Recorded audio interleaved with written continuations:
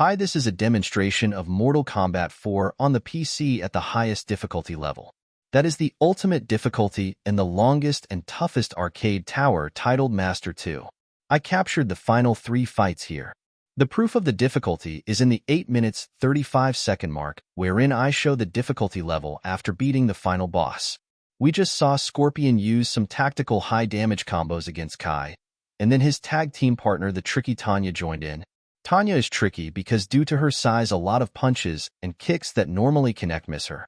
But the secret is that if you time it right, Liu Kang's iconic flying kick flies over her projectile fireball and knocks her right in the head. Shortly we will see an example. It should be coming up soon. Let us see. Almost there. Just a minute. Yup, done and dusted. Trick Lady. We now fight the sub-boss Goro, and actually the toughest boss of the game. Here in the 2-on-2 mode you fight Goro with Johny Cage, the latter being easy. Look how fast Liu Kang moves. That is essential against this boss at the highest difficulty level. At the lower difficulty levels, most characters can beat Goro with a jump punch combo. I actually won all 7 fights leading up to this point, and should have beaten Goro the first time, but towards the end the AI froze my input, possibly due to not using my gaming keyboard plus this old game not being suited to modern tech. Then as you will see, I started bad in the second attempt against Goro, but recovered to win and thrashed the final bosses at the first attempt next. So on the whole, not a bad attempt at all to finish the game at ultimate difficulty, whilst only having to repeat 1 match. Scorpion can normally easily finish Johny Cage.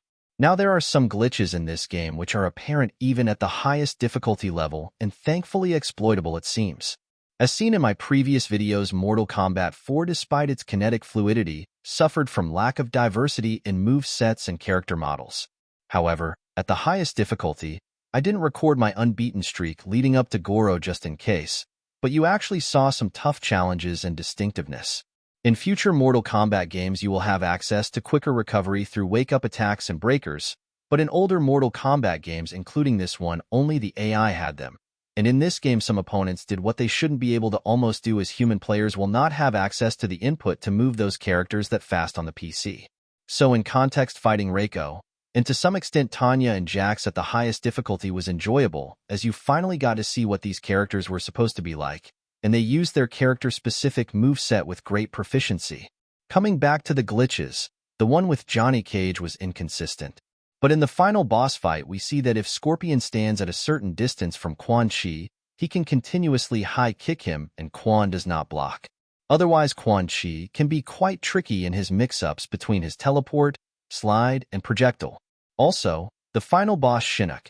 If you back up, he will charge at you, giving you a chance to use Liu Kang's flying kick or other intercepting attacks. The only thing Shinnok was good at was picking up objects quicker than you, beating you with the speed of his basic combos, and doing his breaker. But he did not morph into other characters even at the highest difficulty, which he had the ability to, which is surprising as iconic MK bosses that have this ability usually do so. Also, his glitch about getting him to charge you unblocked is there. Here I am about to lose this match as my input froze, and the usually beatable Johny wasn't. Ed Boon and the creators are nice as their programming did not let me enter a swear word as the name for my winning streak, and changed it on screen. Actually, in the final moments of the last fight, I should have backed away and thrown Scorpion's weapon, and then with the distance charged in to use the infinite high kick glitch. Anyway, in my second attempt against Goro, I lost the first round but came back spectacularly. As you will see, the timing of some of my Scorpion combos and his spear special were very critical, and a split second made a difference to what would otherwise have been an unfavorable outcome. Input timing is really critical in this game as well.